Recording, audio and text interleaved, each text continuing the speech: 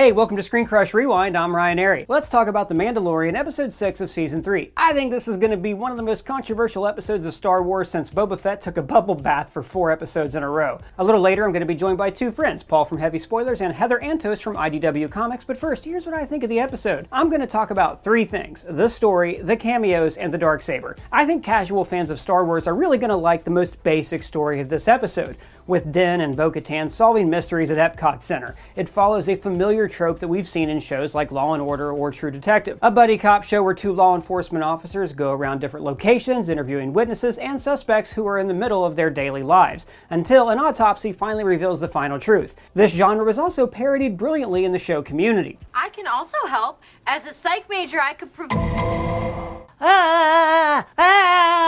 am I to do? I'm going to ignore that for now. Now, like I was saying, even though these tropes are so well worn, it was fun to see them in Star Wars. It felt like more of a return to Season 1, where episodes delved into genres like a Kurosawa film, westerns, and jailbreak films. Star Wars has always combined genres like samurai, western, fighter pilot action movies, war epics, political thrillers into just one saga. It's why Star Wars is so successful. It's familiar and new, more steeped in nostalgia than a baseball game. Ow! You just lost your membership at Video Spot! Dang it. For this episode, Christopher Lloyd's motivations were a little unclear, but like, who really cares? It was a fun cameo because he was able to disappear into this role. Even though Christopher Lloyd is mostly known for playing Doc Brown in Back to the Future, he can play other parts, and I didn't think he was much of a distraction. Whereas Lizzo and Jack Black were major distractions who were mostly playing themselves. Now, Jack Black is great, very talented, and he excels at playing people who act exactly like Jack Black. Even in the sedated and underrated rom-com The Holiday, he can't separate the actor from the role. That was accidental. Accidental boob grace. But major movie stars have shown up in Star Wars before. Liam Neeson, Harrison Ford, Woody Harrelson. And Forrest Whitaker, yes, I know, but those actors were able to disappear into the universe. But Jack Black is a presence. It's like if Barack Obama or Donald Trump showed up in a Star Wars movie, they would take you out of the world. Yeah, like Ed Sheeran in Game of Thrones. For hands of gold are always cold, but a woman's hands are warm.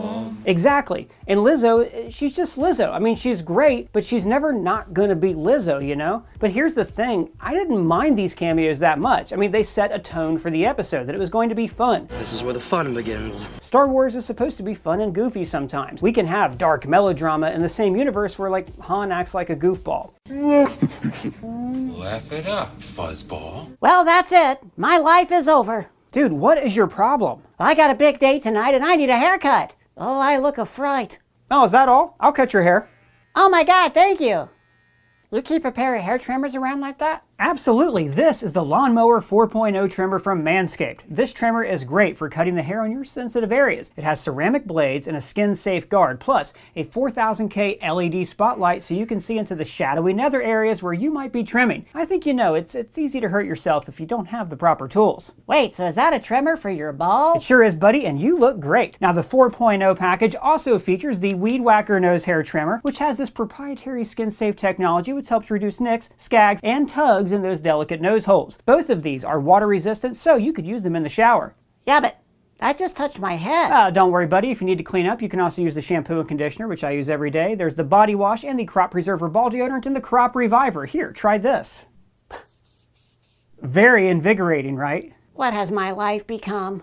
More than 8 million men worldwide use Manscaped, and that's why we partnered up with them for this video. When you use the code ScreenCrush in the description, you get 20% off with free shipping at manscaped.com. Unlock your confidence and always use the right tools for the job with Manscaped, the sponsor of this video. Now get out there and kiss that puppet lady. You got it. But what's harder to forgive is how the episode has totally fumbled the storyline about the Mandalorians and the darksaber. Fumbled, I say. There shall be a reckoning, a totaling of sums. Whoa, easy, buddy. It's a show about space wizards. But still, it was annoying. See, the Season 2 finale did an amazing job of setting us up for a new season. Grogu was off with Luke Skywalker. Din Djarin had just accidentally become King of Mandalore by winning the darksaber in combat. Kind of like Arthur accidentally pulling the sword from the stone. I mean, this seemed to be setting up a conflict between him and Bo-Katan, or his sect against Bo-Katan's sect. And on top of that, he took off his helmet and was no longer even on the same religious path he was before. And then, one by one, each of these awesome plot points was peacefully resolved. Din was reunited with Grogu on a different show.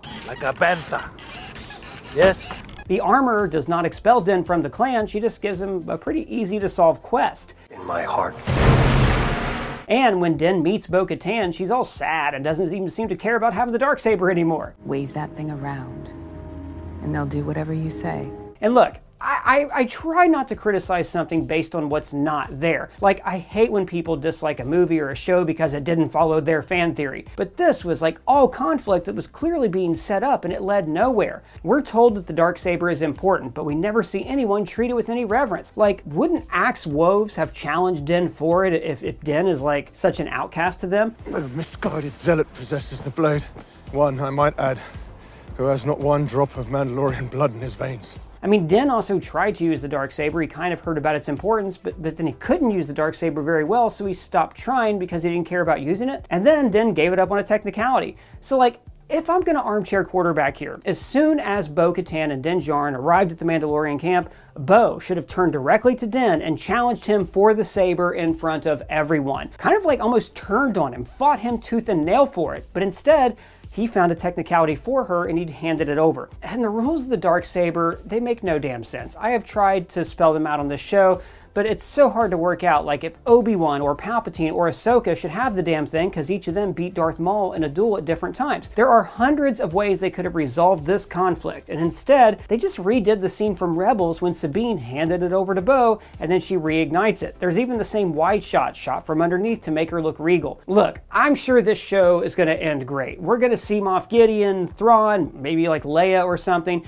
and overall, I really like this episode. I really like this season. I just think it could have been much better. But that's just my thoughts. Now I'm joined by two of my favorite people. We have Paul from the channel Heavy Spoilers, and we have Heather Antos, senior editor at IDW Comics. So Paul, you've been pretty vocal online about your feelings on this episode and this season in particular. What did you think about this episode? Where did it work for you? Where did it not work? It sucked. Me and Greg Alba, friend of the channel, Real Rejects. Shut the f*** up, Ryan Arey! Sometimes we text each other after an episode, and we both pretty much text each other at the exact same time saying, worst episode ever. Now, I'm not like some negative, get woke, go broke. I hate all Star Wars fan, but I do think that this kind of squandered the potential, and with this just having 2 episodes left, I think they really dropped the ball. Now, from the start, they have that weird Quarren and Calamari scene, which I don't even know what that was in like what that meant. People have been saying it's kind of meant to be a metaphor for Jack Black and Lizzo, but okay, we'll cut that scene anyway and it still works. And I thought when the light cruiser came in that they were going to talk about what happened with Moff Gideon last week. You know, that was the big cliffhanger. Moff Gideon, some Mandalorians are somehow involved with what's happened to him. So when they showed up in a cruiser that he's once flown, Mandalorians, I'm thinking, oh yeah, we're gonna find out. It's gonna be a big heist movie, gonna save Moff Gideon. And then it just kind of from there went to this weird society if meme, where they kind of landed on like this paradise, this socialist paradise almost. And it just it really got goofy. You are now a knight. I mean, I think this season's had such a serious tone to it. If you look at like episode 2, that's almost like a horror movie. The whole thing with the Darksaber, you know, what it means to be Mandalorian, the splitting of the tribe, and even in this episode, they did have some good themes. Like, I love the fact that the AI, the droids, are worried about getting replaced by humans, because a lot of humanity's fear at the moment is that we're all going to get replaced by AI. So then to see robots being like, I hope we don't get replaced by humans, that's a nice little thing. But it was just to be squandered by stupid cameos. Jack Black, like the guy, love him. Lizzo, you know, not a massive Lizzo fan, but weird seeing them in Star Wars. Just very strange. Kind of took me out of it, especially with how serious the season's been so far. All right, Paul, really good to get your broad take on things. Heather, what did you're somebody I think who loves Star Wars but is sometimes disappointed in it. What was your take on this episode? I think that puts it pretty accurately. No, I thought this episode was just the most wild, bizarre fever dream. I don't know what I watched. It was really fun. I definitely understand why, all the cameos could be off-putting to people, and I agree, Paul, it was such a out of left field turn to have this almost goofy 1930s noir type of story pop out of nowhere. I thought it was a lot of fun. However, this kind of, Ryan, goes back to what we've been discussing in the previous talkbacks of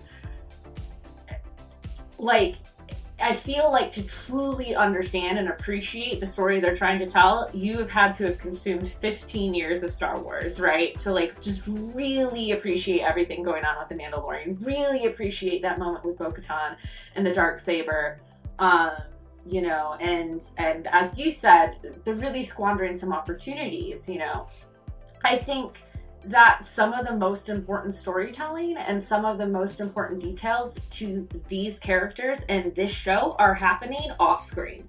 And it's so much wasted real estate. I wished episode 2 was episode 1. I wish the last week's episode was episode 3. And I wish this episode was episode 4. And then the rest of the series could be Taking Back Mandalore. As you said, Paul, we have 2 episodes left and a lot of questions. What happened to Moff Gideon? What's going on with the Pershing, right? All of that episode that we had. Can we take back Mandalore in 2 episodes?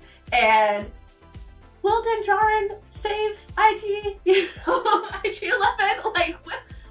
That storyline we haven't visited since episode 1. So yeah, it was super fun and really cool to see. I mean, Lord knows I love me some droids, and I could live in that droid bar all day long, and just give me a whole series of that. I thought that was really fun. Yeah. So what did you think about Bo-Katan getting the Darksaber back? Because that was another thing I kind of had a problem with, if I'm being honest.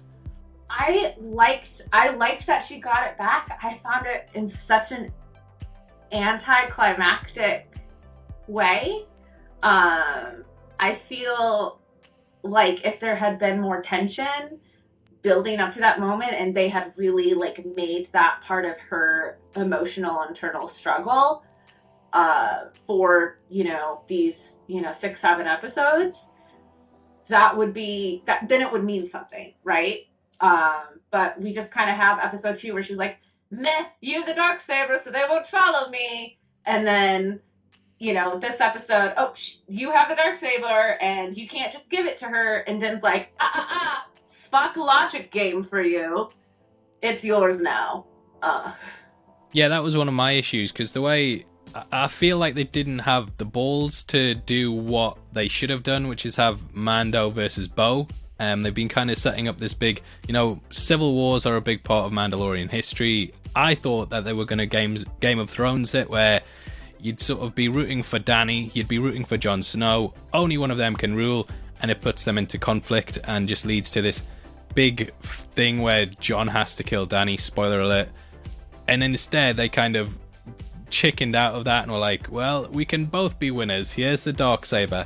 Whereas, Mando's being criticised as not being a true Mandalorian, and a true Mandalorian is a warrior who just wouldn't hand things over. It'd be like, oh, just make it easy. So yeah, I just felt like the tension that I felt it's been a tension throughout the last 2 seasons, where especially in that second season, it was kind of like you had the feeling that Bo and Mando were going to clash at some point, because they're both working towards the same goal, and only one person can actually get to that point. And that's what Game of Thrones did brilliantly. Obviously, no one likes the last season, but you were invested in both sides, and I think a lot of people watching this would have been invested in both Bo and Mando, which would have caused the tension. And instead of being like, that's the thing that pulls an audience back. They're like, every week they're like, oh, I'm gonna have to keep watching this because I want to know who wins.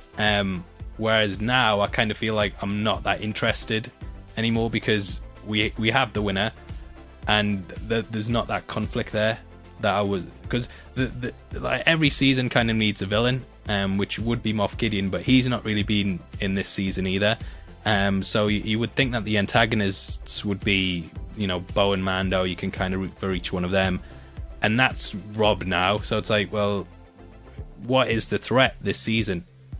There's nothing.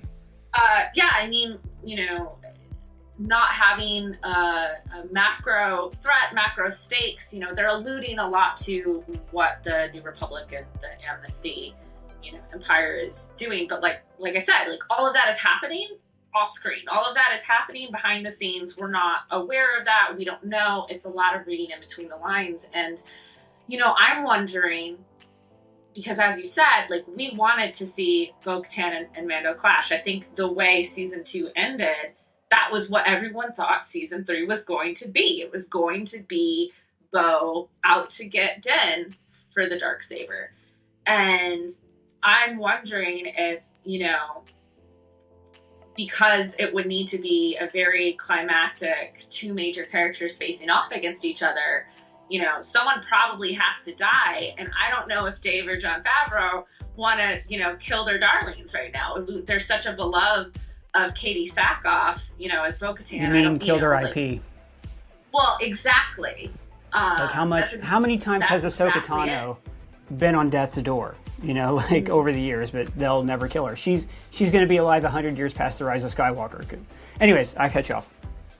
Oh no, that's exactly it. And it is so clear that Katie Sackhoff has top billing with Pedro Pascal now on the show. She's in it. They ain't killing off either of those, and we all know that they probably have contracts that are 3, 4, 5 years, in the future. So that really eliminates any level of threat, tension, of stakes without a big bad. And yeah, is Moff Gideon going to appear in the last episode? Who knows? But I wish we knew what they're up against. Like I said earlier, I don't mind that it turns out that Din is a small part of Bo-Katan's story. I actually love stories where we get to dip our heads in for a second. Do you guys remember Monty Python, The Life of Brian, when Brian falls from the tower and he lands inside of a spaceship, and the spaceship goes off into space, and it's part of this giant intergalactic battle with these other aliens, and they shoot it, crashes to Earth, and then the whole thing was ridiculous, and it was a way for him to survive the fall. But just for a second, we got a glimpse into this wider, greater conflict, and then nothing. Those are my favorite kind of stories. So the thing with the Mon Cala and the corn at the beginning, I loved. I loved that there was this Romeo and Juliet romantic soap opera kind of playing out in the background, but it's over there, and it's just part of Star Wars, and don't worry about it for now. And I don't mind that Din and Grogu are just a small part of this retaking of Mandalore, but it does make you think, what is their story then? And I think if they hadn't set up all of these conflicts, we wouldn't care.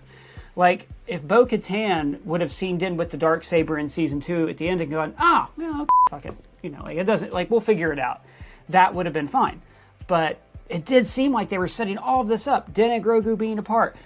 She wants the Darksaber. And by the way, if you watch the animated shows, you know that she never really sought the Darksaber. It's not like at the end of Clone Wars, she told Ahsoka Tano, hey, I got to fight Maul because I need the Darksaber. And then when Sabine Wren gives it to her in Rebels, she's like, oh, sweet, cool. And she does the thing where she, raises it over her head. I do think, though, and this is where I want to go back to you, Paul, did you think the episode, minus all that world-building stuff, did you think the episode, worked? If this was just, the first episode of a Star Wars show with a detective story and Jack Black and this weird Epcot Center thing, did you like that? Did you follow that? No. And I have to view it in the context of the season as well. I think there's so many scenes in this season that kind of with random characters that don't really do a lot of Carson Teva last week. Fair enough, he got the distress call from Grief Karga, but I'm thinking, well, that you could have cut out his entire section by just sending the distress call to Mando directly, and then you get rid of all the stuff on Coruscant, him then having to go to the Mandalorians to be like, we've just had a big thing happen, we need a distress call, we need you guys to step in. And that's just kind of the Carson Teva stuff, I just didn't really see the point of. The stuff at the start, the Romeo and Juliet thing, didn't really see the point of. And what is what is the point in this droid story that they were telling?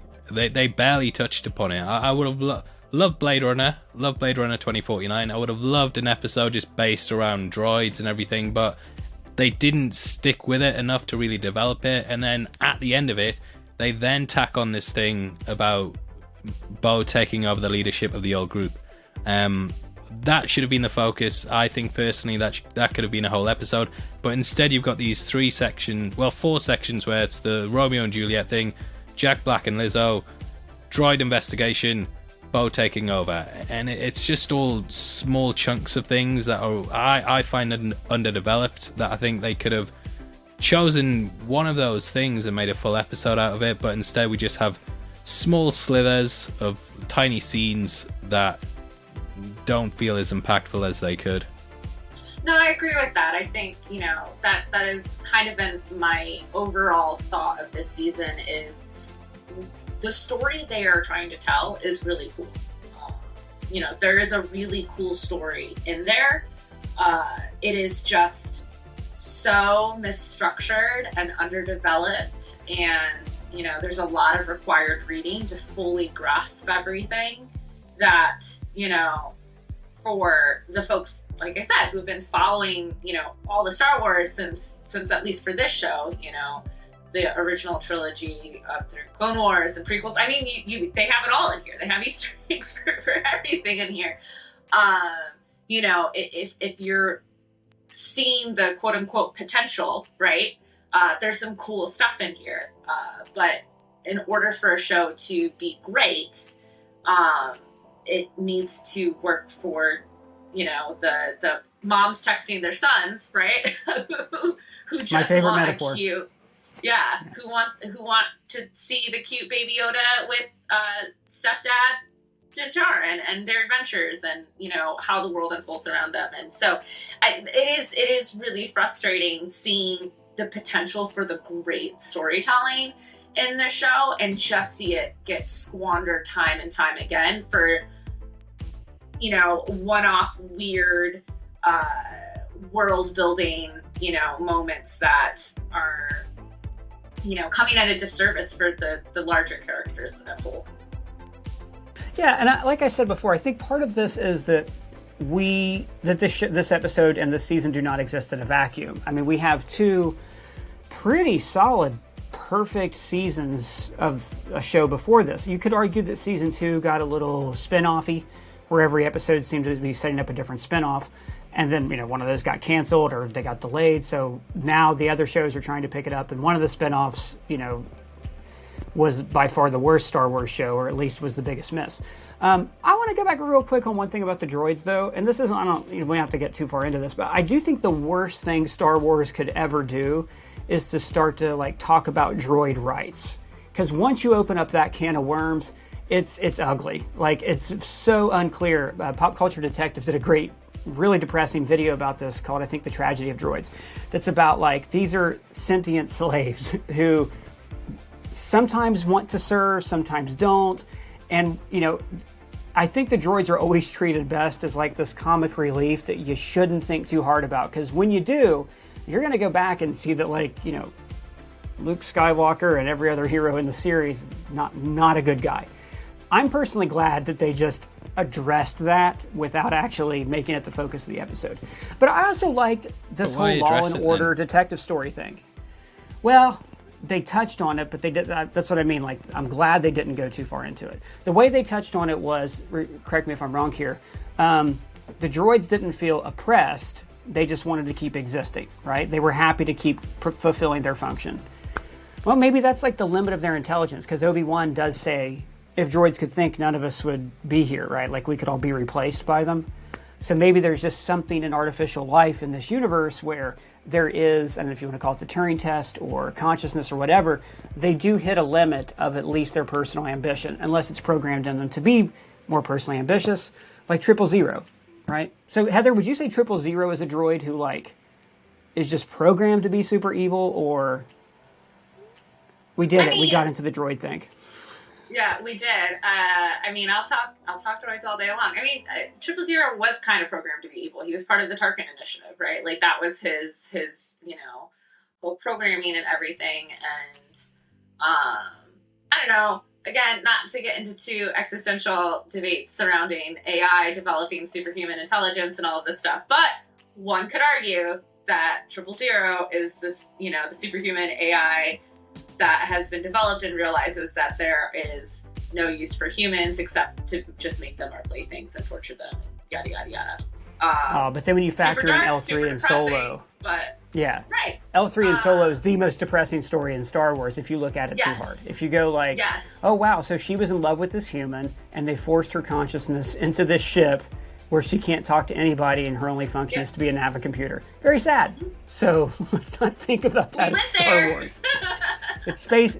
It's just space wizards, and don't look at the Blade Runner stuff. But Paul, I get the feeling that you want that. You want your hard sci-fi into AI. Yeah.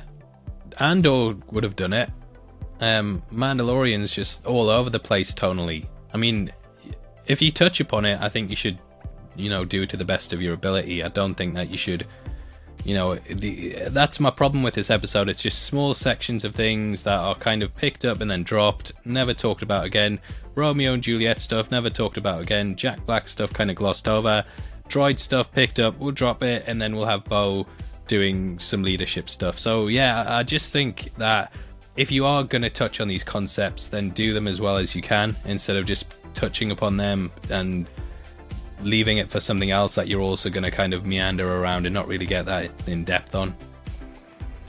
So is there a way, Paul, I'll ask you this first, is there a way you think that these last 2 episodes can salvage the season? Is there something definitely. What do you want to see? Just keep it tight. I mean, I don't think they should do the Moff Gideon stuff and Dr. Pershing stuff anymore. I think they can kind of drop that and just focus on getting back Mandalore, and just keeping that kind of as the sole focus. And then once they get Mandalore, be like, well, is this even worth having? Because it's a crap heap. There's nothing left. And then you can kind of set up things, maybe in a post-credit scene, show Elia reaching out to Moff Gideon, and then that kind of sets up season 4. And that we know he's alive out there. But I think it would be weird just to have a Moff Gideon episode all of a sudden at episode 7, and then for the finale do the whole thing with Mandalore or fighting Moff Gideon. I don't know what. It feels like they will probably do one of those things as well. Because Giancarlo Esposito said he's in this season. Originally, he was rumored to be in 4 episodes of it, but obviously that's not true. So yeah, it's weird. I think they're going to retake Mandalore from him. We had those TIE fighters a few episodes ago, and they had to be attached to some ship. I don't know why Moff Gideon would still care about Mandalore if they got all the Beskar last time, but there might be something. And this is where, we don't know. Heather, I don't remember if it was you or Matt, pointed out that this really does seem like a season that needs to be binged. 1 episode at a time is great for me, but it's really hard to connect all these dots. We might have something in these last 2 episodes where Moff Gideon, wants the Mythosaur, because the Mythosaur is this really important thing for Grogu's, or for cloning Palpatine, or whatever the hell it's going to be. And Pershing's on his side now because of what Kane did. It might all come together perfectly in these last couple episodes. I do, they did tease this whole thing, though, where Mandalorians were either framed or they helped Moff Gideon escape, which I think they did.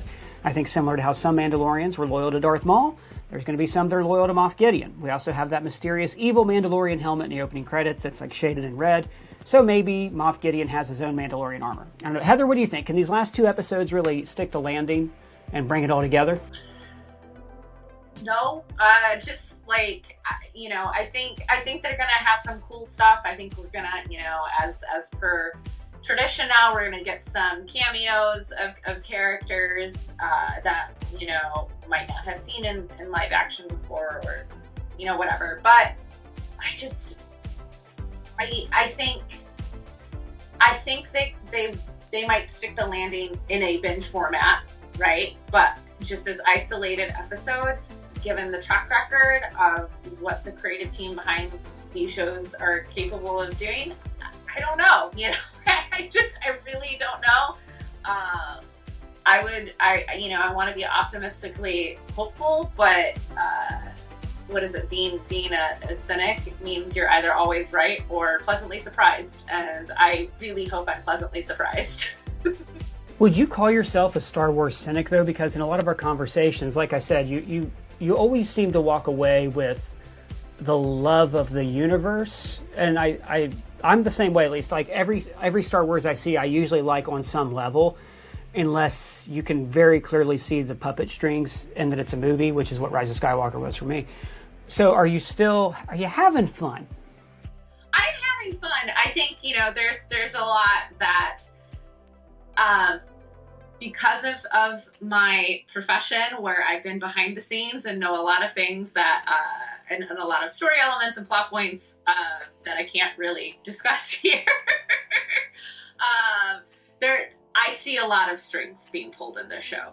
And so I think with this show in particular, I am cynical a little bit, but as you said, I love Star Wars, and there's a lot that's happening that I do really love, and I'm excited for. And, I want to love Star Wars so much that I'm going to enjoy it no matter what.